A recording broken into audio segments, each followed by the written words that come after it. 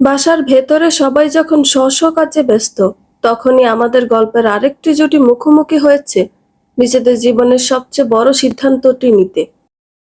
সকলের চোখ ফাঁকি দিয়ে বাগানে এসেছে আরিয়ান আরোয়া, জানতে ও জানাতে কি হতে চলেছে তাদের জীবনের অপ্রকাশিত গল্পখানা। তাহলে কি সিদ্ধান্ত নিলে? দেখো, তোমার ওপর আমি কোনো প্রকার চাপ সৃষ্টি করছি না, আর নাই বা জোর করে তোমার জীবনে প্রবেশ করতে চাইছি। আমি শুধু তোমার সিদ্ধান্তটা জানতে এসেছি।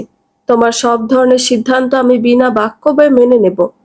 একরাশ ভয় ও অনিশ্চয়তা নিয়ে কথাগুলো বলে আরিয়ান। ভেতরে ভেতরে তার নিঃশেষ হওয়ার অভিপ্রায় হলো তার বাহ্যিক আচরণ দেখে কেউ তার ভেতরের অবস্থা খুনাক্ষরেও টের পাবে না। আরও শান্তভাবে তার কথাগুলো শুনে একটি মাস সময়ের হিসাবে ক্ষুদ্র হলেও অনুভূতির বিচারে যেন এক দীর্ঘ যুগ। এই অল্প সময়ে সে জীবনের মোড়ে দাঁড়িয়ে নিজেকে বহুবার প্রশ্ন করেছে, ভেবেছে, ভেঙেছে, আবার গড়েছে। অবশেষে বহু ভাবনা চিন্তার পর সে একটি সিদ্ধান্তে উপনীত হয়েছে। সে আরেকটি সুযোগ দেবে, জীবনকে আর আরিয়ানকে, উভয়কে। কারণ চাইলে অস্বীকার করা যায় না, তাদের দুজনের কাছ থেকে সে পেয়েছে গভীর কষ্ট, যা তাকে বদলে দিয়েছে ভিতর থেকে। একসময় তার স্বপ্নগুলো ছিল রঙিন, ইচ্ছেগুলো ডানা মেলে উঠতে চাইতো। শুধুমাত্র আরিয়ানের হাত ধরে সে কল্পনা করত তারা একসাথে পৃথিবীর পথে পথে ঘুরে বেড়াবে, হাসি খুশিতে ভরিয়ে তুলবে ছোট্ট এক সুখের সংসার। কিন্তু সেই স্বপ্নগুলো আজ আর স্পষ্ট নয়। সবকিছু কেমন যেন ধোঁয়াশার চাদরে ঢাকা পড়ে গেছে আঞ্জুমান নামক এক বিষাক্ত উপস্থিতির বলে, যা এক নিমিষে তার গড়ে তোলা স্বপ্নরাজ্যকে ভেঙে চুরমার করে দিয়েছে। কিন্তু আরও আর ভীষণ লজ্জা লাগছে মনের কথা মুখে বলতে। তাই সে তার দুই হাত জড়ো করে একে অপরের সাথে মোচড়াতে থাকে। তাকে কিছু না বলে চুপ থাকতে দেখে আরিয়ানের বুকের ভেতরকার অস্থিরতা, সংশয় ও ভয় সময়ের তালে তালে বাড়তেই থাকে। নিজের ভেতরের অস্থিরতা দমাতে না পেরে একসময় আরিয়ান কাতর গলায় বলে, কি হলো বলো? তোমার নীরবতা আমায় কতটা কষ্ট দিচ্ছে, কতটা অস্থির করে তুলছে, সেটা হয়তো তুমি কল্পনাও করতে পারবে না। আরও আমতা আমতা করতে করতে বলে, আপনার স্ট্যাটাসের সাথে আমার স্ট্যাটাস যায় না স্যার। লোকে পরে আমার চরিত্রে আঙুল তুলবে, বলবে আমি হয়তো। সংসার কি তুমি লোকদের সাথে করবে নাকি আমার সাথে? কে কি বলল, কি ভাবলো সেটা নিয়ে পড়ে থাকলে জীবনের সুখ নামক বস্তু কখনো তোমার ঝুলিতে এসে জমা হবে না। আর কেউ যদি তোমার চরিত্রে আঙুল তুলেও, তাহলে আমি দায়িত্ব নিয়ে সে আঙুল ভেঙে গুঁড়িয়ে দেব। আরও বুঝতে পারে আরিয়ান তার ব্যাপারে কতটা সিরিয়াস। এসব সিরিয়াসনেস সে আগেও দেখেছে আরিয়ানের মধ্যে, আঞ্জুমানের সাথে বিয়ে হওয়ার আগে। সত্যি বলতে আরিয়ান তাকে নিয়ে একটু বেশিই ভাবতো, ভালোবাসতো। আরিয়ান আগের থেকে আরেকটু অস্থিরতা নিয়ে জিজ্ঞেস করে, তাহলে আমি কি ধরে নিব তুমি আমাকে একটা সুযোগ দিতে চাচ্ছ? আরোয়া নিজের সংকোচ কাটিয়ে মুখ ফুটে বলতে পারে না মনের কথাগুলো। নিজের এই অপারগতার কারণে তার কান্না পেয়ে যায়।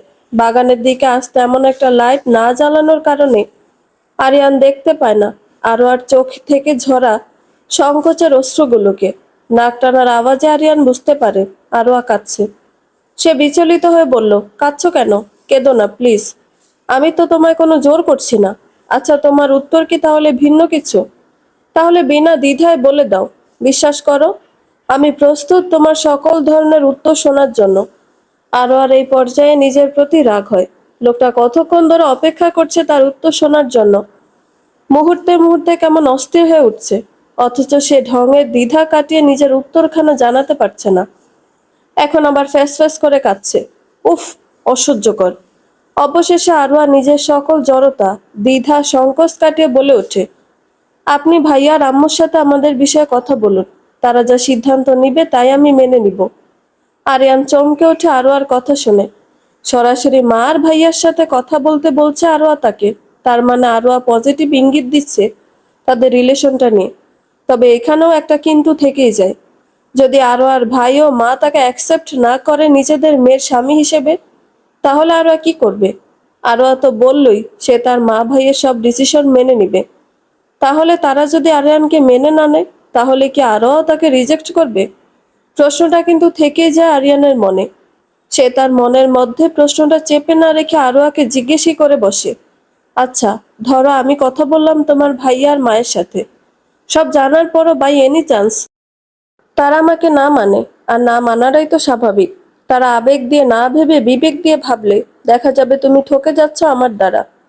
আর কোনো পরিবারই চায় না তাদের অবিবাহিত মেয়ে কোনো বিবাহিত ছেলেকে বিয়ে করুক। তাহলে তুমি কি করবে? তুমিও কি আমায় ফিরিয়ে দিবে? আরিয়ানের প্রশ্ন শুনে আরোয়া কয়েক পলকের জন্য থমকে যায়। আরিয়ান যা বলছে তা 100-তে 100 সত্য। সব জানার পর আরিয়ানকে সে মেনে নেওয়ার ক্ষেত্রে বিবেককে একটু ভাবনার আশেপাশেও আসতে দিচ্ছে না। যাই সিদ্ধান্ত নিচ্ছে সবই আবেগ দিয়ে। সে না হয় আবেগ দিয়ে সব ভাবছে, সিদ্ধান্ত নিচ্ছে, কিন্তু তার পরিবারের লোকেরা তো তার বিয়ের মতো একটা গুরুত্বপূর্ণ সিদ্ধান্ত আবেগ দিয়ে নিবে না। সেও এই বিষয়টা নিয়ে বর্তমানে চিন্তিত বোধ করে। কিছুক্ষণ ভাবনা চিন্তার পর আরোয়া জিভ দিয়ে নিজের ঠোঁট জোড়া একটু ভিজিয়ে নেয়। তারপর বলে, আমি যতটুকু আমার মা ভাইকে চিনি, তারা শুরুতে বিষয়টা প্র্যাকটিক্যালি ভাববে, কিন্তু আমরা দুজন যদি তাদের বোঝাতে সক্ষম হই তাহলে তারা হয়তো মেনে নিবে। আর যদি না মেনে নেয় তখন? বললাম তো মেনে নিবে। আগের থেকে এত নেগেটিভ না ভেবে পজিটিভ ভাবুন। মানুষের লাইফে কি অ্যাক্সিডেন্ট হয় না? সেসব অ্যাক্সিডেন্টে মানুষ তাদের হাত পা বা বিশেষ কিছু হারায় না। সেই বিশেষ কিছু হারানোর কারণে কি তারা বেঁচে থাকা ছেড়ে দেয়? উত্তর হলো না। আপনার সাথে আঞ্জুর বিয়েটাও তো একটা অ্যাক্সিডেন্টই। না, আপনি জানতেন আপনার স্ত্রী সে নয় যাকে আপনি ভালোবেসে আপন করেছিলেন। আর নাইবা আমি বুঝতে পেরেছিলাম আমার বেস্ট ফ্রেন্ড আমার প্রিয় মানুষটিকে এভাবে কেড়ে নিবে। একটা মানুষের জন্য আমরা কেন পুরোটা লাইফ সাফার করব? এই কথাগুলোই আমার আম্মু আর ভাইয়াকে বোঝাতে হবে। আশা রাখছি তারা বুঝবেন। আর আপনি তো আপনার বন্ধুকে চিনেনি। ইনশাল্লাহ ওপরওয়ালা চাহে তো সব ঠিক হবে। শান্ত গলায় বুঝদারের মতো পুরোটা বিষয় সুন্দর করে বোঝায় আরও আরিয়ানকে। তার এমন করে বোঝানোয় আরিয়ানের মনে সকল সংশয়, ভয়, অনিশ্চয়তা কেটে যায় পলকের মাঝে।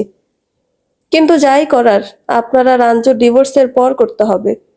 কারণ আমার মা যতই বুঝদার হোক না কেন, সে কখনোই সম্মতি দিবে না একটা মেয়ের সংসার ভেঙে নিজের মেয়ের রাস্তা করে দিতে। ওই ফ্রডকে পেলে আমি আজই তালাক দিব। ব্লাডি বিচ একটা। তুমি টেনশন করো না, আমি ইতিমধ্যেই আমাদের ডিভোর্সের পেপার রেডি করে ফেলেছি। রোহির পূর্বের কাজগুলোর প্রমাণ সহ পেশ করার কারণে কোর্ট থেকে ডিভোর্স পেতে বেশি একটা বেগ পেতে হয়নি। পুলিশ ওকে পাওয়া মাত্রই আমি ডিভোর্স পেপার সাইন করে পুলিশের কাস্টাডিতে পাঠিয়ে দিব। অপেক্ষা শুধু ওই বেয়াদবটাকে খুঁজে পাওয়ার। আচ্ছা, আর কি কথা বলা যায় এটা ভেবে পায় না তারা দুজনেই। বেশ খানিকটা সময় চুপ থাকার পর হঠাৎই দুজন প্রায় একসাথেই বলে ওঠে, ভেতরে যাওয়া যাক। চলুন ভেতরে যাই। একই সময় একই কথা দুজনে একসাথেই বলায় তারা দুজনেই থতমত খেয়ে যায়। আরোয়া খানিক লজ্জালু ভাব নিয়েই আরিয়ানকে পেছনে ফেলে আগে আগে টেনে বাসার ভেতরে চলে যায়। আরিয়ান কিছুক্ষণ পর ভেতরে আসে। তার মুখে তখন ঝুলছিল একটা সুন্দর মিষ্টি হাসি, যেটাকে বলা যায় স্বস্তির হাসি, পূর্ণতার হাসি। জানো মাম্মা, সিলির পেছনে পিপি আর টনি মামা হাইড অ্যান্ড সিক খেলছিল। আমি বললাম আমাকেও তোমাদের সাথে নাও, কিন্তু ওলা আমাকে নেয়নি খেলায়। মুখের খাবারটুকু গিলে তাজওয়াত তার মায়ের কাছে নালিশ জানিয়ে উপরোক্ত কথাটি বলে। খেতে বসে সকলের সামনে তাজওয়াত এমন একটা বোম ব্লাস্ট করবে সেটা জিনিয়া কোশমিন কালও ভাবেনি। বেচারি আয়েশ করে মাত্রই লেগ পিসে কামড় বসিয়েছিল, কিন্তু তার গুণধর ভাতিজার কাণ্ড দেখে সেটা আর গেলা হয়ে ওঠে না তার। টনিও এমনভাবে ধরা পড়ে যাওয়ায় চোখ বড় বড় করে তাকিয়ে আছে। সকলেই খাওয়া থামিয়ে দিয়ে একবার টনি ও জিনিয়ার দিকে আরেকবার তাজওয়াদের দিকে তাকাচ্ছে। উপস্থিত সকলেই জানে তাজওয়াদ দুষ্টুমি করে ঠিক আছে, কিন্তু কখনো মিথ্যে কথা বলে না। এটার প্রমাণ তারা সবাই বেশ কয়েকবার পেয়েছে। তাই তার এই কথাটি সন্দেহ ব্যতীত বিশ্বাস করা যেতেই পারে। জাওয়াদ চোখ পাকিয়ে বোনের দিকে তাকাতেই জিনিয়া ডানে বামে না তাকিয়ে গোগ্রাসে গিলতে থাকে প্লেটের খাবারগুলো। টনিও পূর্ণ তার বাঁকা চাহনি দেখে কোনো মতে খেয়ে জরুরি ফোন কলের কথা বলে সেই জায়গা ত্যাগ করে তৎক্ষণাৎ। সারাদিন আনলিমিটেড দুষ্টুমি, ছুটোছুটি, হই হুল্লোড় করার কারণে রাত 9:30 না বাজতেই তাজওয়াদ ঘুমে ঢলে পড়েছে। ওকে খাইয়ে ফ্রেশ করিয়ে দিতেই পিচ্চি জনাব আজ একা একাই ঘুমিয়ে পড়েছে। পূর্ণতা ছেলেকে ভালো করে শুইয়ে দিয়ে আবারও নিচে চলে আসে। খাওয়া শেষে জাওয়াতদের বাসার জন্য প্যাক করে দেয় খাবার। সকলে যে যার বাসার উদ্দেশ্যে বেরিয়ে পড়ার আগে পূর্ণতা আরো একবার সকলকে ড্রয়িং রুমে একত্রিত করে। তারপর সকলকে উদ্দেশ্য করে বলে, সবার কাছে আমি একটা কথা ক্লিয়ার করে রাখতে চাই, সেটা হলো আজকের পর থেকে কিছুই চেঞ্জ হবে না। তোমরা যদি ভেবে থাকো আবারও ফিরে গিয়ে সংসার করব, তাহলে বলবো ভুল ভাবছো। আমি শুধু আমার ছেলের ইচ্ছাটাকেই পূরণ করেছি, কোনো ফেলে আসা অতীতকে পুনরায় বর্তমানের সাথে জোড়া লাগাচ্ছি না। সন্ধ্যা থেকে সকলের মস্তিষ্কে ঘুরপাক খাওয়া অতি গুরুত্বপূর্ণ প্রশ্নটির উত্তর মিলল এখন। সবাই বেশ শঙ্কাতেই ছিল পূর্ণ তার জাওয়াদের সংসার করা নিয়ে, কিন্তু সবকিছু ঠিক হয়েও হলো না আবারও। পূর্ণ তার কথাটা শুনে জাওয়াদ বেশ কষ্টই পায়। ভেবেছিল এবার হয়তো তাদের সব দুঃখ কষ্টের সমাপ্তি হতে চলেছে, কিন্তু এবারও শূন্যতা ব্যতীত আর কিছুই রইল না তার ঝুলিতে। তবে জাওয়াদ ধৈর্যহারা হয়ে পূর্ণতাকে জোর করে না নিজের কাছে ফেরার, কারণ সে বুঝতে পেরেছে যে কষ্ট তার থেকে পূর্ণতা পেয়েছে তা শুধু প্রায়শ্চিত্তের মাধ্যমে ভোলানো সম্ভব।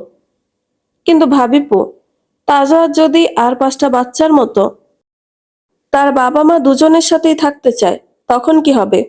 এর চেয়ে ভালো হয় না তুমি ফিরে চলো আমাদের সাথে। আকুতি ভরা দৃষ্টি নিয়ে কথাটা বলে জিনিয়া। তার কথাটা একদমই সঠিক।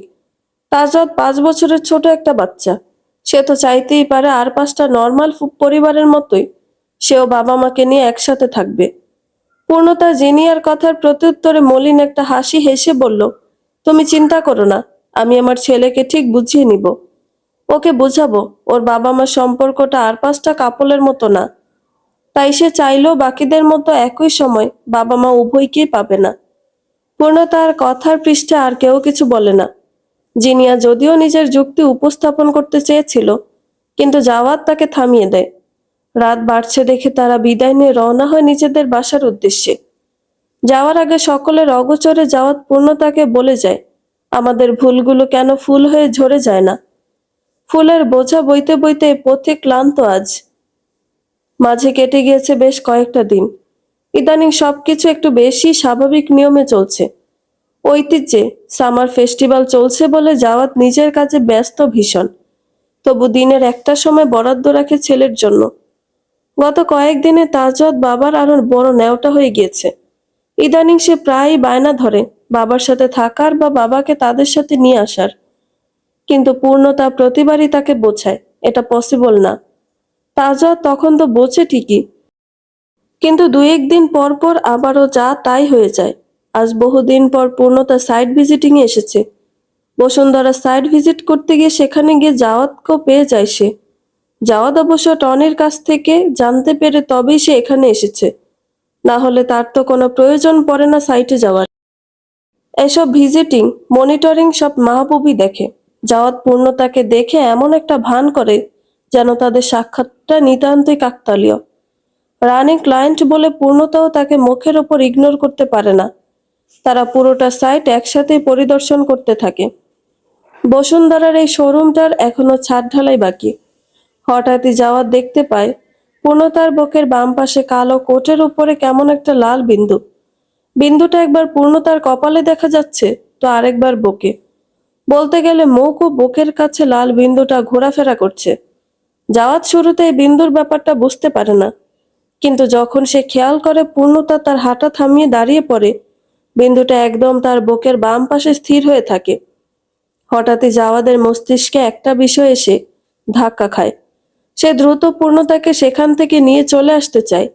তাই সে পূর্ণতার সামনে এসে অস্থির গলায় তখনই একটা তীক্ষ্ণ আঘাতে তার পুরো পিঠ অবশ হয়ে যায়।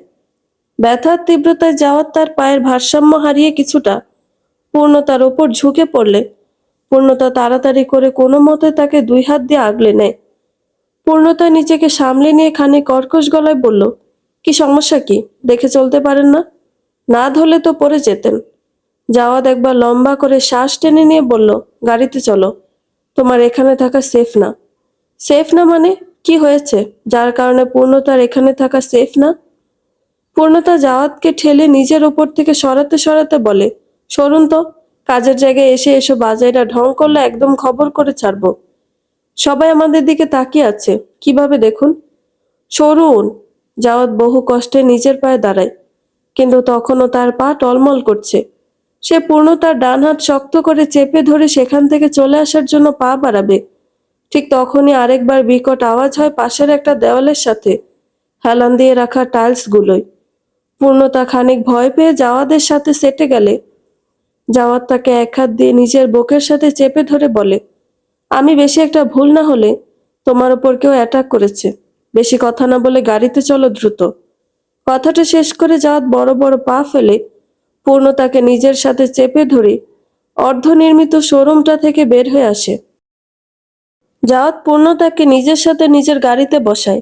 গাড়িতে বসে জাওয়াদ নিজের গা থেকে কোটটা খুলে ফেললে পূর্ণতা দেখতে পায় জাওয়াদের পরিহিত স্কাই ব্লু শার্টটার পিছনের দিকে রক্তে চুপচুপে হয়ে আছে। পূর্ণতা কিছু সময় বেকুবের মতো তাকিয়ে থাকে জাওয়াদের দিকে। হুট করে এত রক্ত দেখায় তার মস্তিষ্ক বিষয়টা সহজভাবে নিতে না পেরে ব্লাঙ্ক হয়ে গিয়েছে। এমন একটা পরিস্থিতিতে তার কি করা উচিত বা প্রতিক্রিয়া দেখানো উচিত সেটা সে বুঝে উঠতে পারছে না। কিন্তু জাওয়াদ যখন ব্যথায় কোঁকিয়ে ওঠে তখনই তার সম্বিত ফিরে। সে জাওয়াদের কাছে এগিয়ে যায় অস্থির ভঙ্গিমায়। তার পিঠের ক্ষত জায়গায় হাত দিলে বুঝতে পারে জায়গাটা একটা বেশ মোটাসোটা গোলাকৃতির ক্ষত হয়েছে এবং সেই ক্ষতই এই রক্ত নির্গমনের পথ হয়েছে। ব্যথায় ও রক্তক্ষরণের কারণে জাওয়াদের চেতনা হারিয়ে ফেলার জোগাড় হয়। জাওয়াদকে ক্রমে নুয়ে যেতে দেখে পূর্ণতা পূর্বের থেকেও বেশি বিচলিত ও অস্থিরতা নিয়ে বলল, এই, চোখ বন্ধ করবেন না, তাকিয়ে থাকুন। তাকান, আমার দিকে তাকান দেখি। ড্রাইভার, হসপিটালে চলুন দ্রুত। কোনো সিগন্যালের তোয়াক্কা করবেন না। অ্যাজ সুন অ্যাজ পসিবল হসপিটালে পৌঁছান, যেভাবেই হোক। ড্রাইভার নির্দেশনা পাওয়া মাত্রই সর্বোচ্চ স্পিড তুলে গাড়ি চালাতে শুরু করে। জাওয়াদ লম্বা একটা শ্বাস টেনে নিয়ে ভেঙে ভেঙে বলে, আমায় নিতে তোমার এই বিচলতা, অস্থিরতা, চিন্তা আমাকে এত কেন শান্তি দিচ্ছে পূর্ণ? কতগুলো দিন পর তো তোমার চোখে আমার জন্য চিন্তা দেখলাম, ছটফটানি দেখলাম। এখন তো মনে হচ্ছে আমি সারা জীবন এমন আহত, রক্তাক্ত হয়ে থাকি, আর তুমি আমার চিন্তায় মগ্ন থাকো। শুধু আমাকে নিয়েই ভাবো, যেমনটা ভাবতে 5 বছর আগে। কথাগুলো বলতে বলতে জাওয়াত নিজের শরীরের সম্পূর্ণ ভার ছেড়ে দেয় পূর্ণতার উপর। পূর্ণতা তাকে নিজের সাথে জড়িয়ে ধরে 2 হাত দিয়ে। জাওয়াত তার বুকে মাথা রেখে চোখগুলো অর্ধ বুজিয়ে রেখে টেনে টেনে নিঃশ্বাস নিতে থাকে, কিছুটা হাঁপানি রোগীদের মতো। পূর্ণতা জাওয়াতকে এমনভাবে নিঃশ্বাস নিতে দেখে বেশ ভয় পেয়ে যায়। সে এক হাত দিয়ে জাওয়াদের গালে আলতো করে চাপড় দিতে দিতে বলে, এই, চোখ বন্ধ করবেন না প্লিজ। আরেকটু আরেকটু চেষ্টা করুন, আমরা এসে পড়েছি হসপিটালে। জাওয়াদ টেনে টেনে বলে, পারছি না তো চোখ খুলে রাখতে। ভীষণ কষ্ট হচ্ছে শ্বাস নিতে। বুকে ব্যথা করছে ভীষণ। পূর্ণতা জাওয়াতের বুকের বাম পাশে হাত দিয়ে ডলে দিতে থাকে। জাওয়াদের এমন কষ্ট দেখে পূর্ণতার চোখ বেয়ে আপনা আপনি পানি টপ টপ করে পড়ছে। শত অভিমান রাগ থাকুক না কেন মানুষটার প্রতি, কিন্তু তার হৃদয়ে এখনো যে জাওয়াদেরই বসবাস তা পূর্ণতা কোশমিন কালো অস্বীকার করতে পারবে না। সে বিভিন্ন কথা বলে জাওয়াতকে জাগিয়ে রাখার প্রচেষ্টা করে। প্লিজ, প্লিজ চোখ বন্ধ করবেন না। আপনি এবার আমার কথা না শুনলে কিন্তু আমি তাসকে নিয়ে অনেক দূরে চলে যাব। আর ধরা দেব না। আমার কথা না ভাবুন, আমাদের ছেলের কথাটা অন্তত ভাবুন। আপনার মা, তার কথা ভাবুন। ওরা কি করে থাকবে আপনাকে ছাড়া? ওরা আমায় ছাড়া থাকতে পারবে না, কিন্তু তুমি ঠিকই পারবে। আর তুমি পারলে ওরাও একদিন শিখে যাবে আমায় ছাড়া থাকতে। তাজের আর কতই বা বয়স? আমার কিছু হয়ে গেলে কয়েকদিন কাঁদবে, তারপর সময়ের স্রোতে একসময় ঠিকই ভুলে যাবে। আর আমার কিছু হয়ে গেলে নতুন করে জীবন শুরু করো কারো সাথে। জাওয়াদের কথা শুনে পূর্ণতার প্রচন্ড রাগ হয়। সেই রাগ চেপে রাখতে না পেরে সে কাঁদতে কাঁদতে ক্রোধান্বিত গলায় বলে, আপনার কিছু হয়ে গেলে আমি নতুন জীবন শুরু করব কেন? আপনার সামনেই করব। এই যে আপনাকে হসপিটালে নিয়ে যাচ্ছি, ওখানে গিয়ে সুস্থ করিয়ে তারপর আপনার সামনেই আমি নতুন জীবন শুরু করব। অসভ্য, ইতর লোক। আপনি কোনোদিন আমার ভালোবাসাকে 2 টাকা দাম তো দূরের কথা, আমাকে মানুষ হিসেবে দাম দেননি। আমার নতুন জীবন শুরু করার ইচ্ছে থাকলে এই 5টা বছর আপনার সন্তানকে ঠিকই আরেক পুরুষকে বাবা হিসেবে পরিচয় করিয়ে দিতে পারতাম। আরেক পুরুষকে স্বামী হিসেবে গ্রহণ করা আমি পূর্ণতার জন্য শুধু সময়ের খেলা ছিল।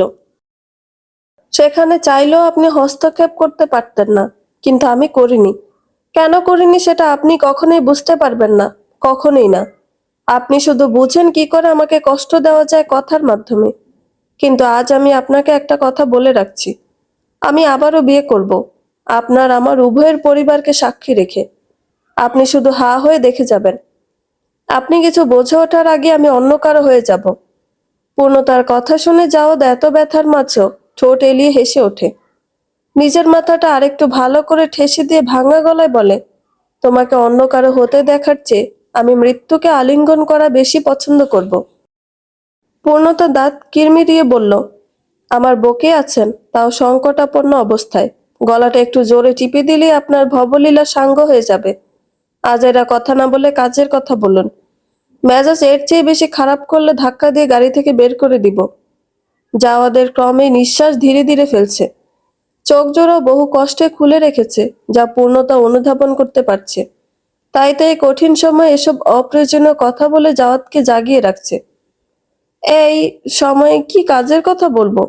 এর চেয়ে ভালো হয় তোমার বউকে একটু শান্তিতে ঘুমাতে দাও। চির নিদ্রায় যাওয়ার আগে একটা গভীর আলিঙ্গন অনুভব করতে চাই তোমার থেকে। পূর্ণতার বুক চূর্ণ বিচূর্ণ হয়ে কান্না পাচ্ছে। জাওয়াদের এসব কথা তার একটুও ভালো লাগছে না। সে শক্ত থাকতে চাইছে, কিন্তু জাওয়াদের এসব কথা ক্রমেই পূর্ণতাকে দুর্বল হয়ে পড়ছে। পূর্ণতা জাওয়াদকে নিজের সাথে শক্ত করে জড়িয়ে ধরবে, তখনই ড্রাইভার গাড়ি ব্রেক করে। পেছনের দিকে না ফিরেই বলে, ম্যাম এসে পড়েছি হসপিটাল। পূর্ণতা জাওয়াদের থেকে চোখ সরিয়ে বাহিরে তাকিয়ে দেখে সত্যিই তারা হসপিটালে এসে পড়েছে। পূর্ণতা ড্রাইভারের সহায়তা নিয়ে জাওয়াদকে গাড়ি থেকে বের করে। তারপর তারা দুজন ধরে ধরে জাওয়াদকে হসপিটালের ভেতরে নিয়ে যায়। হসপিটালে প্রবেশের পর দুইজন নার্স আহত জাওয়াদকে দেখে একটা স্ট্রেচার এগিয়ে নিয়ে আসলে পূর্ণতা তাকে ধরে সেটাই শুয়ে দেয়। জাওয়াদের তখন চেতনা নেই বললেই চলে।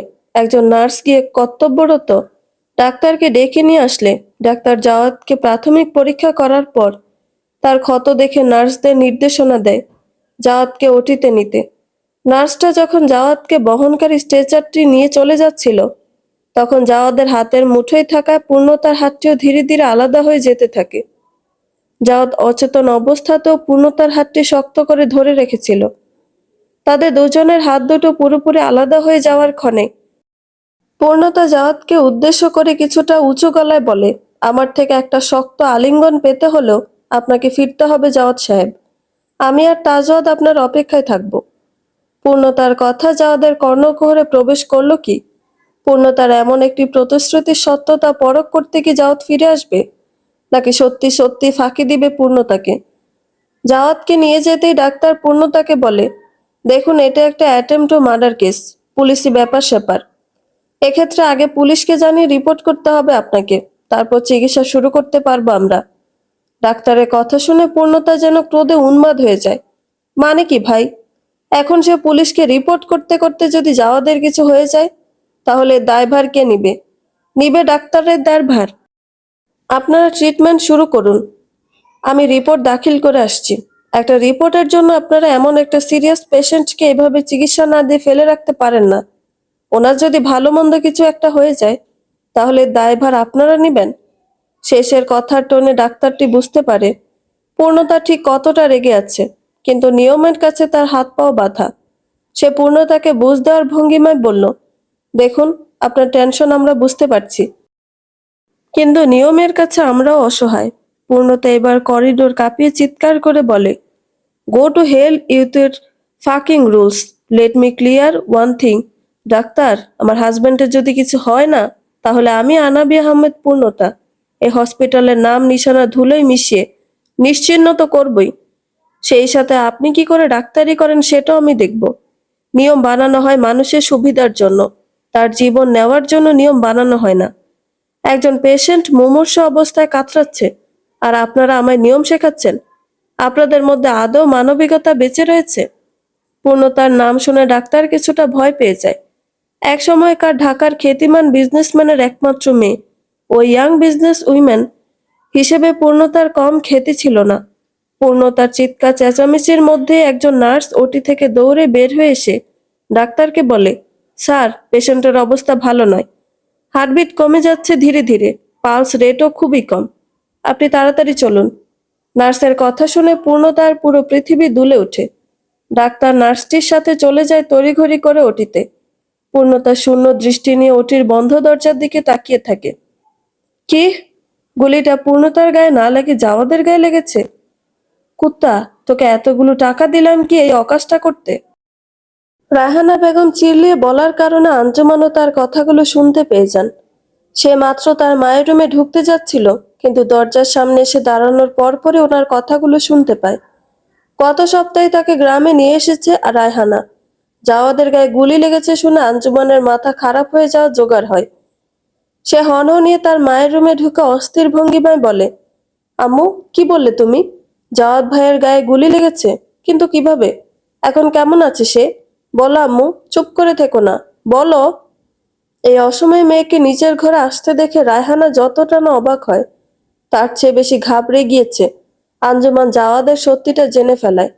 সে কলটা সাথে সাথে কেটে দিয়ে আমতা আমতা করে বলতে শুরু করে, মারে, তোর এই অবস্থা যে করেছে তাকে আমি কি করে ছেড়ে দিতাম বল মা?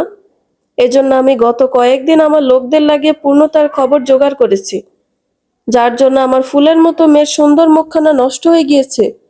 একটা হাত অকেজো হয়ে গিয়েছে, তাকে কি করে শান্তিতে থাকতে দেই বল? এজন্য আমি আমার লোকদের মাধ্যমে আজকে পূর্ণতাকে শেষ করে দেওয়ার নির্দেশ দিই। কিন্তু ঘটনাক্রমে গুলিটা পূর্ণতার গায়ে না লেগে জাওয়াদের গায়ে লেগে যায়। মায়ের থেকে এসব কথা শুনে আঞ্জুমান পাগলের মতো করতে থাকে। তার জাওয়াত ভাই আহত হয়েছে এটা সে কিছুতেই মানতে পারছে না। আম্মু, এটা তুমি কি করলে আম্মু? জাওয়াত ভাইয়ের কিছু হলে আমি বাঁচতে পারবো না আম্মু। আঞ্জুমান আহাজারি করতে করতে কথাগুলো বলতে থাকে। রায়হানা বেগম মেয়ের এমন আহাজারি দেখে বেশ অবাকই হন। সে আঞ্জুমানের থেকে জাওয়াত সম্পর্কে বেশ কিছু কথা জানতে পেরেছে। এটাও জেনেছে যে জাওয়াত তার বউকে পাগলের মতো ভালোবাসে। তাহলে সেই ছেলের জন্য এমন আহাজারি, এমন পাগলামি করার মানে কি? রায়হানা বেগম আঞ্জুমানকে ধরে নিজের রুমের বেডে বসিয়ে দেয়। তাকে সান্ত্বনা দিয়ে বলে, মারে, আমার তো এমন কোনো উদ্দেশ্য ছিল না। আমি তো ছেলেগুলোকে পাঠিয়েছিলাম ওই পূর্ণতা ডাইনিকে শেষ করতে। কিন্তু এমন দুর্ঘটনা ঘটে যাবে সেটা তো আমি আর বুঝতে পারিনি। আর তাছাড়া তুই ওই বিবাহিত ছেলের জন্য এমন হাউতাশ করছিস কেন? তুই তো আমায় সেদিন বললি ও নাকি ওর বউকে পাগলের মতো ভালোবাসে। তাহলে ওর বাচ্চা মরায় তোর কি আসে যায়? আঞ্জুমান ক্রোধান্বিত গলায় বলল, আসে যায় মা। আমি আজও জাওয়াত ভাইকে ভালোবাসি। আমি আরিয়ানকে বিয়েই করেছিলাম আরিয়ানের মাধ্যমে কোনো একভাবে পূর্ণতা পর্যন্ত পৌঁছে ওকে শেষ করব। তারপর আরিয়ানকে ডিভোর্স দিয়ে জাওয়াত ভাইকে ফাঁসিয়ে বিয়ে করব। পূর্ণতা মারা গিয়েছে শুনে জাওয়াত ভাই এক না এক সময় আমাকে ঠিকই মেনে নিতে বাধ্য হতো। সেই জাওয়াত ভাই তোমার কারণে এভাবে আহত হলো মা। আমি এটা কিছুতেই মানতে পারছি না। কি ক্রিমিনাল মাইন্ড মা মেয়ের! রায়হানা বেগম মেয়ের এমন কথা শুনে আবারও অবাক হন। সে বেশ কিছুক্ষণ লাগিয়ে মেয়েকে শান্ত করেন, কারণ আঞ্জুমান এখনো পুরোপুরি সুস্থ হয়নি। ডাক্তার তাকে স্ট্রেস নিতে বারণ করেছেন। রায়হানা বেগম মেয়েকে শান্ত করার উদ্দেশ্যে বলেন, আর কাঁদিস না মা আমার। আচ্ছা শোন, তোর মনের ইচ্ছে এখনো পূরণ হতে পারবে। আমি পূরণ করব তোর ইচ্ছে। জীবনে তোর জন্য কিছুই করতে পারিনি মা হিসেবে, কিন্তু এবার তোকে সুখী করার জন্য যা যা করতে হবে আমি তাই করব। আঞ্জুমান অশ্রু ছলছল চোখে মায়ের দিকে তাকিয়ে থাকে। রায়হানা বেগমের দৃষ্টি বলে দিচ্ছে তার মস্তিষ্কে পূর্বের থেকেও ভয়ঙ্কর কোনো প্ল্যান ঘুরপাক খাচ্ছে। মাম্মা, আজ পাপার সাথে একটুও কথা হয়নি, আল দেখাও হয়নি। মন খারাপ করে কথাটি বলে তাজওয়াত তার মাকে। এদিকে ছেলের কথা শুনে পূর্ণ তার বাঁধন ভাঙা কান্না বের হয়ে আসতে চায় গলা দিয়ে। সে বহু কষ্টে নিজের কান্নাকে চেপে রেখে বলে, তোমার পাপা একটা কাজে আউট অফ সিটি গিয়েছে সোনা, সেখানে নেটওয়ার্ক নেই। আমায় বলে গিয়েছে, তাই তুমি মন খারাপ করো না, ঠিক আছে? পাপা শহরের বাহিরে গিয়েছে অথচ তাজওয়াদের সাথে একবার দেখাও করলো না, আর নাই বা তাকে একটু আদর করে গিয়েছে। এই কথাগুলো মনে করে তাজওয়াদের আরো মন খারাপ হয়ে যায়। সে কাঁদো কাঁদো গলায় বলে, পাপা আমাকে একটু আদরও দিয়ে গেল না। আমি পাপা আসলে একটুও কথা বলবো না, লাগ করলে থাকবো। কাজটা হুট করে চলে এসেছে, না হলে তাজওয়াত তো জানেই তার পাপা তাকে কতটা ভালোবাসে। জানে না সে? জানে। ইমার্জেন্সি এসে গিয়েছে বলেই তো না বলে গিয়েছে। এর জন্য রাগ করে কথা না বলাটা কি ঠিক হবে? তাজওয়াদ একটু ভেবে বলে, না ঠিক হবে না। আমি পাপার সাথে লাগ করলে থাকবো না। এই তো আমার গুড বয়। এখন তুমি আরেকটু গুড বয়ের পরিচয় দিয়ে অ্যাঞ্জেল আন্টির হাতে খাবার খেয়ে ঘুমিয়ে পড়ো তো। মাম্মা অনেক বিজি আজ বাচ্চা। আচ্ছা মাম্মা, তুমি তাড়াতাড়ি আসবে আর আমার জন্য চকলেট আনবে। ওকে সোনা, রাখি তাহলে এখন মাম্মা। ওকে মাম্মা, বাই বাই। বাই বাই সোনা। ছেলের সাথে কথা বলে কল কাটে পূর্ণতা। আজ সে তাজওয়াতকে স্কুল থেকে নিয়ে আসতে পারেনি দেখে বাচ্চাটা রাগ করে দুপুরে এসে কিছু খায়নি। এই জন্য আরোয়া পূর্ণতাকে ফোন দিয়ে বিষয়টা জানালে পূর্ণতা কৌশলে তার রাগ ভাঙায়। পূর্ণতা ফোনটা নিজের প্যান্টের পকেটে রেখে ওটির দিকে তাকালে দেখতে পায় ডাক্তার আফসার বের হচ্ছে ওটি থেকে। সে সহ জিনিয়া, মিস্টার শেখ, টনি সবাই এগিয়ে যায় ডাক্তারের কাছে। মিস্টার শেখ ছেলের কথা জিজ্ঞেস করতে ডাক্তার আফসার বললেন, গুলিটা আলহামদুলিল্লাহ বের করতে সফল হয়েছে, কিন্তু পেশেন্ট এখনো ডেঞ্জার জোনে রয়েছে। কারণ বুলেটের গায়ে একটা ভয়ঙ্কর বিষ লাগানো ছিল। বিষটা এতটাই ভয়ঙ্কর ও দ্রুত কার্যকরী যে এটা অলরেডি জাওয়াদ সাহেবের বডিতে অনেকটা ছড়িয়ে পড়েছে। আমরা সম্ভাব্য সকল ট্রিটমেন্ট দিয়েছি তাকে, কিন্তু তাও সিউরিটি দিয়ে কিছু বলতে পারছি না। আগামী 24 ঘন্টার জন্য জাওয়াদ সাহেবের জন্য অনেক গুরুত্বপূর্ণ সময়। এর মাঝে যদি ওনার জ্ঞান না ফিরে, সরি টু সে, বিষয়টা আর আমাদের হাতে থাকবে না। ওনার কার্ডিয়াক অ্যাটাক হতে পারে বা কোমায় চলে যেতে পারে। উভয়ই ঘটার চান্স 70%। তার চেয়েও বেশি আপনারা ওপরওয়ালাকে ডাকুন। কোন একটা মিরাকেল ব্যতীত তার ফেরাটা চান্স কম। ডাক্তার এক নাগারে কথাগুলো বলে সেখান থেকে চলে যান নিজের কেবিনে। ডাক্তারের কথা শুনে মিস্টার শেখ মাথা ঘুরে পড়ে যেতে নিলে টনি তাকে ধরে ফেলে। জিনিয়াও ভাইয়ের এমন শারীরিক অবস্থার কথা শুনে হাউমাউ করে কাঁদতে কাঁদতে নিচে বসে পড়ে। বাকি থাকে পূর্ণতা, যে কিনা পাথর হয়ে দাঁড়িয়ে থাকে ওটির দিকে তাকিয়ে। বাবার কেবিন থেকে বের হয়ে করিডোরে বসার জন্য পা বাড়াতেই মাথা ঘুরে পড়ে যেতে নেয় জিনিয়া, কিন্তু তখনই একজোড়া বলিষ্ঠ হাত তাকে আগলে নেয় নিজের সাথে। ছেলের জন্য দুশ্চিন্তা থেকে মিস্টার শেখও অসুস্থ হয়ে পড়েছেন বলে ডাক্তার আপাতত ঘুমের ইঞ্জেকশন দিয়ে রেখেছেন। তার বাবার কাছে বর্তমানে রয়েছে তার মা। জিনিয়ার কেবিনের মধ্যে কেমন গুমট লাগছিল বলে বাহিরে এসেছিল বসার জন্য, কিন্তু গত 14-15 ঘন্টা ধরে না খাওয়া ও ভাইয়ের টেনশনে সেও বেশ দুর্বল হয়ে পড়েছে। আজ জিনিয়ার ভার্সিটি ছিল বিদায় সকাল 8টার দিকে কোনো মতে নাস্তা করে ভার্সিটিতে ছুট লাগিয়েছিল। ভার্সিটিতে থাকা অবস্থাতে জাওয়াদের গুলি লাগার খবর পায় সে। এরপর তো আর কারো খাওয়ার মন মানসিকতা থাকে না। এতক্ষণ ধরে না খাওয়ার ফলস্বরূপ মাথা ঘুরে পড়ে যেতে নিলে তার প্রিয় পুরুষটি তাকে আগলে নেয়। যিনি আস্তে আস্তে মাথা তুলে তাকিয়ে প্রিয় পুরুষটিকে দেখতে পেলে সে ঠোঁট উল্টে কেঁদে দেয়। টনি তাকে বুকের সাথে জড়িয়ে ধরে আস্তে আস্তে হেঁটে একটা চেয়ারে বসিয়ে দেয়। পূর্ণতা রাতে বাসায় চলে যেতে হয়েছে। তাজওয়াত কান্নাকাটি করছিল দীর্ঘক্ষণ মাকে না দেখে। হসপিটালে জাওয়াদের বাবা ভর্তি থাকায় তার সাথে মিসেস শেখ থাকবেন, আর জাওয়াদের হয়ে থেকেছে জিনিয়া। টনি পূর্ণতাকে বাসায় পৌঁছে দিয়ে তারপর নিজে কোনো মতে একটু সাবান নিয়ে আবারও ছুট লাগিয়েছে হসপিটালে। পূর্ণতা অনেক বলে কেউ জিনিয়াকে কিছু খাওয়াতে পারেননি, আর নাইবা পেরেছেন মিসেস শেখকে খাওয়াতে। টনি ধীরে সুস্থে সময় নিয়ে জিনিয়াকে শান্ত করে, বিভিন্নভাবে সান্ত্বনা দিয়ে তাকে কান্না করতে নিষেধ করে। জিনিয়ার কান্না থামতেই টনি অন্য একটা চেয়ারের উপর রাখা ব্যাগ থেকে একটা স্যান্ডউইচ বের করে সেটা জিনিয়ার মুখের সামনে ধরে। জিনিয়া শুরুতে খেতে না চাইলে টনি একটু আবেগীয় হয়ে বলে, জীবনে না আমায় কেউ কখনো খাইয়ে দিয়েছে, না আমি কাউকে খাইয়ে দিয়েছি। আসলে তেমন কোনো আপন মানুষ আমার ছিলই না যে খাইয়ে দিবে আমায় বা আমি দিব।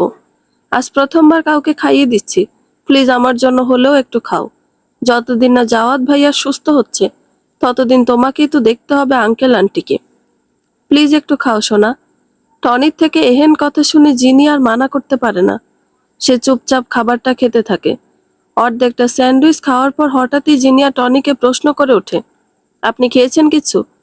টনি যদিও আসার পথে যেই ক্যাফের থেকে জিনিয়ার জন্য স্যান্ডউইচ নিয়ে এসেছিল সেখান থেকে হালকা কিছু খেয়ে এসেছিল, কিন্তু আজ অতিরিক্ত ছোটাছুটির কারণে তার মুখটা একদমই শুকিয়ে একটুখানি হয়ে রয়েছে। টনি স্মিথ এসে বলে, হ্যাঁ খেয়েছি, তুমি খাও তো। জিনিয়া স্যান্ডউইচ থেকে আরেকটা বাইট নিয়ে চিবোতে চিবোতে বলে, আরো এনেছেন স্যান্ডউইচ? হুম, আরো একটা আছে, এটা শেষ করো। কফিও এনেছি তোমার জন্য। জিনিয়া তার হাতেরটা শেষ করার পর টনি তাকে বাকি স্যান্ডউইচটাও এগিয়ে দেয়। জিনিয়া র্যাপারটা খুলে স্যান্ডউইচটা টনির মুখের সামনে ধরে। টনি হালকা হেসে জিনিয়ার হাতটা সরিয়ে দিয়ে বলে, আমি আসার সময় খেয়ে এসেছি, তুমি খাও এটা, সারাদিন খাওনি। এখন একটা স্যান্ডউইচ খেলে কিছু হয় নাকি? জিনিয়া জেদি গলায় বলল, হয়েছে তো, পেট ভরে গিয়েছে আমার। আর আপনি জানেন না আমি কতটুকু খাই। এটা খান আপনি।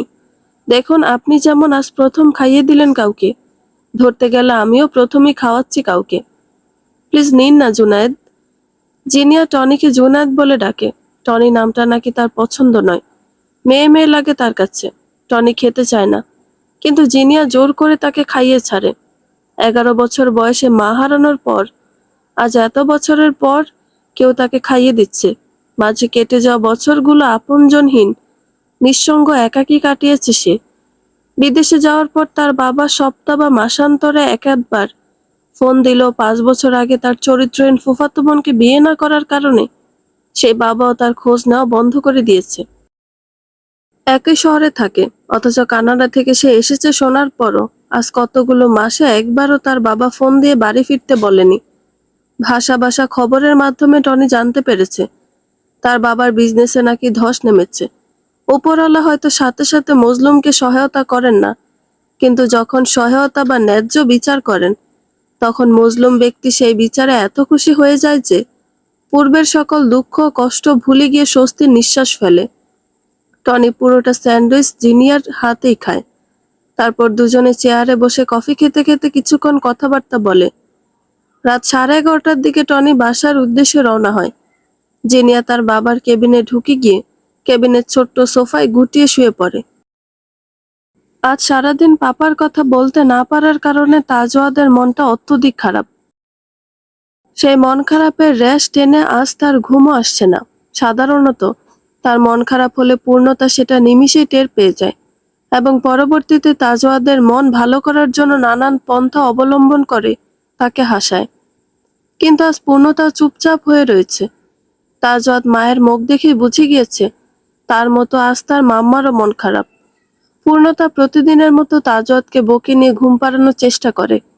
বেশ অনেকক্ষণ তাজওয়াদ কোনো সাড়া শব্দ না করায় পূর্ণতা ভাবে সে হয়তো ঘুমিয়ে পড়েছে, কিন্তু পূর্ণতাকে অবাক করে দিয়ে তাজওয়াদ হুট করে তার বুক থেকে মাথা তুলে বলে, মাম্মা।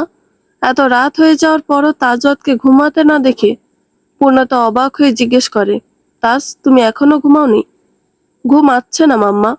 কেন সোনা? এই তো মাম্মা তোমায় মাথায় হাত বুলিয়ে দিচ্ছে, তোমার কি খারাপ লাগছে কোথাও? না মাম্মা, আসলে আমার মনটা একটু স্যাড স্যাড। তা কোন কারণে আমার তাজের মনটা স্যাড স্যাড? পাপার জন্য। আজ সারাদিন পাপার সাথে কথা না বলার কারণে তাজের মনটা স্যাড স্যাড। মাম্মা, পাপাকে একটা ফোন দাও না। তাজওয়াদ ওয়ান্টস টু টক উইথ পাপা। কাঁদো কাঁদো মুখ করে কথাটা বলে তাজওয়াদ। জন্মের পর 5টা বছর বাবার সংস্পর্শ না পেয়ে বড় হওয়া তাজওয়াদ হুট করে বাবা নামক মানুষটির সাথে পরিচিত হওয়ার পর তাদের দুজনের মাঝে এতটা গভীর ভালোবাসার সম্পর্ক গড়ে উঠেছে যে এখন একটা দিনও সে তার পাপার সাথে কথা না বলে থাকতে পারে না। তাছাড়া জাওয়াদও নিজের আসল পরিচয় ছেলেকে দেওয়ার আগে তাজওয়াদকে নিজের স্নেহ মায়া মমতা দ্বারা এমনভাবে আপন করে নিয়েছে যে পাপা জাওয়াদ অথবা ভালো আঙ্কেল জাওয়াদ, উভয় জাওয়াদকেই তাজওয়াদ ভীষণ ভালোবেসে ফেলেছে। পূর্ণতা ছেলের মাথাটা আবারও নিজের বুকের উপর রেখে আস্তে আস্তে মাথায় হাত বুলিয়ে দিতে থাকে। তার নাকের পাটা ইতিমধ্যে তিত্তির করে কাঁপা শুরু করে দিয়েছে। প্রচন্ড বেগে ধেয়ে আসা কান্নাটা চেপে রাখার জন্য পূর্ণতা নিচের ঠোঁট দাঁত দ্বারা চেপে ধরে রাখে। তার আজ ভাগ্যের প্রতি ভীষণ অভিযোগ করতে ইচ্ছে করছে। ভালোই তো ছিল তারা মা ছেলে, তাহলে ভাগ্য কেন আবারও তাদেরকে সেই শ্যামপুরুষের সাথে জড়িয়ে দিল? তার বাচ্চাটা তো বাবা ছাড়া ভালোভাবেই বড় হচ্ছিল, তাহলে কেন ভাগ্য তাদের দুজনকে একে অপরের মুখোমুখি করলো? করলো তো করলো, এখন আবার কেন কেড়ে নিতে চাচ্ছে? তার সন্তান নিজের পিতার সাথে কথা বলতে না পেরে মন খারাপ করে রয়েছে, অথচ সে জানেই না তার পিতা এই মুহূর্তে জীবন মৃত্যুর সন্ধিক্ষণে রয়েছে। পূর্ণতা তাজওয়াদকে ঘুম পাড়ানি গান শুনিয়ে ঘুম পাড়ায় বহু কষ্টে। তাজওয়াদের ঘুমাতে ঘুমাতে আজ 12টা বেজে গিয়েছে। তাজওয়াদ ঘুমিয়ে পড়তেই পূর্ণতা বিছানা ছেড়ে উঠে দাঁড়ায়। তারপর টলমলো পায়ে হেঁটে ওয়াশরুমে গিয়ে ড্রেস পাল্টে অজু করে আসে। জায়নামাজ বিছিয়ে 2 রাকাত নফল সালাত আদায় করে মোনাজাতে তীব্র কান্নায় ভেঙে পড়ে। স্বামী যাওয়ার থেকে একটা দীর্ঘ সময় পর্যন্ত সে কষ্ট আর অবহেলা ছাড়া কিছুই পায়নি। সে অস্বীকার করছে না, এর দায়ভার তার নিজেরই। কিন্তু এরপরেও সে যখন সবার মন জোগাড় করে সংসার করতে চাইল, একটা কালবৈশাখী ঝড় এসে তার সবকিছু নড়বড়ে করে দিয়ে গেল। পূর্ণতা দীর্ঘক্ষণ ব্যয় করে জাওয়াদের সুস্থতার জন্য দোয়া চায়। প্রায় সারাদিন কান্নাকাটি করার কারণে শরীর ভীষণ ক্লান্ত থাকার দরুন জায়নামাজে মাথা রেখে কখন যে পূর্ণতা ঘুমিয়ে যায় সে নিজেও টের পায় না। ভোরের দিকে ফোনে রিংটোনের আওয়াজ ও আজানের সুরে পূর্ণতার ঘুমটা ভেঙে যায়। সে তড়িঘড়ি করে শোয়া থেকে উঠে ফোনটা রিসিভ করে যা শুনে তাতে তার আত্মায় প্রশান্তির বাতাস বয়ে যায়। একটু আগে জাওয়াদের জ্ঞান ফিরেছে। আপাতত তাকে অবজারভেশনে রাখা হয়েছে। জিনিয়াই ফোন করে তাকে খবরটি দেয়। ফোন কেটে দিয়ে পুনরায় অজু করে এসে পূর্ণতা নামাজে দাঁড়িয়ে যায়। ফরজ সালাতগুলো শেষ করে 2 রাকাত শুকরানা সালাত আদায় করে সে রবের কাছে মন প্রাণ থেকে শুকরিয়া আদায় করে। নামাজ শেষ করে সে নিচে এসে হসপিটালে থাকা বাসার সবার জন্য নাস্তা বানানো শুরু করে। একা হাতে কয়েক পদের নাস্তা বানিয়ে আরিয়ান ও আনাফ সাহেবের জন্য টেবিলে নাস্তা সাজিয়ে রেখে বাকিগুলো টিফিন বাক্সে ভরে নেয়। তারপর নিজে রেডি হয়ে প্রথমে টিফিন বাক্সটাকে গাড়িতে রেখে এসে পুনরায় বাসায় এসে ঘুমন্ত ছেলেকে কোলে তুলে নিয়ে গাড়ির ব্যাক সিটে সুন্দর মতো শুয়ে দেয়। সকাল তখন মাত্র 7টা বেজে আর কয়েক মিনিট বেশি হবে হয়তো।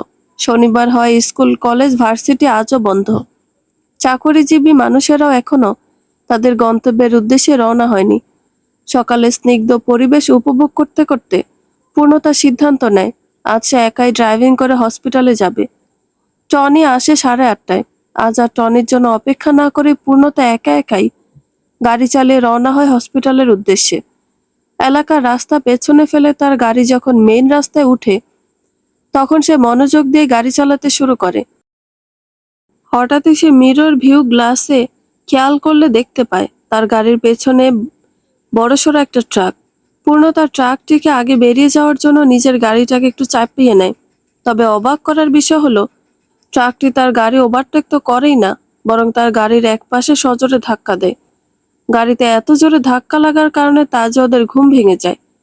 পূর্ণতা কিছু বুঝে ওঠার আগে ট্রাকটি আবারও এসে পূর্বের থেকেও জোরে একটা ধাক্কা দেয়। ধাক্কাটা এতটাই জোরদার ছিল যে পূর্ণতা সিট বেল্ট পরা অবস্থাতেও স্টিয়ারিং এর সাথে গিয়ে তার কপাল বাড়ি খায়। তাজওয়াদও ভয় পেয়ে কাঁদতে শুরু করে দেয়। ছেলেকে কাঁদতে দেখে পূর্ণতা এবার শক্ত হাতে স্টিয়ারিং পরিচালনা করতে থাকে। সে বুঝে যায় তার ওপর আবারও অ্যাটাক হয়েছে এবং এটাও বুঝতে পারে যে তাকে বারবার অ্যাটাককারী তার ওপর সর্বক্ষণ নজর রাখছে। সে ইনফোটেইনমেন্ট ডিসপ্লেতে গুগল ম্যাপ অন করে দ্রুত হাতে হসপিটালে পৌঁছানোর অন্যান্য রাস্তাগুলো চেক করতে থাকে।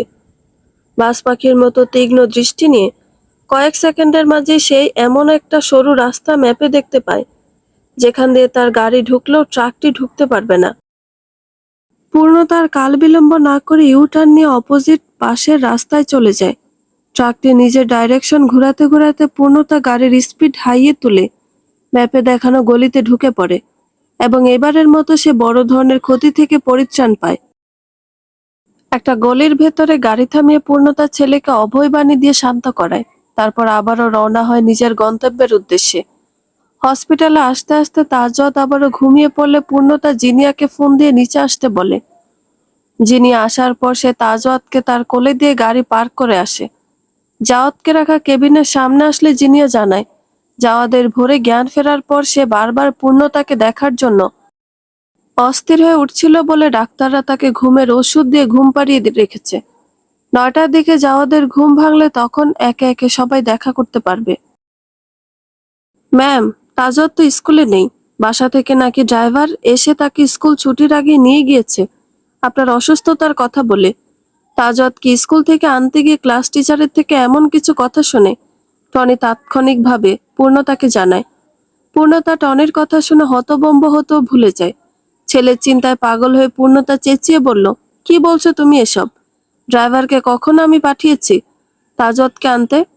হয় তুমি, না হয় আমি, না হয় ওর পাপা যায় ওকে আনতে স্কুল থেকে। আমরা কেউ যাইনি আজ। তাহলে ওকে কে আনতে গেল? আমার অসুস্থতার কথা বলে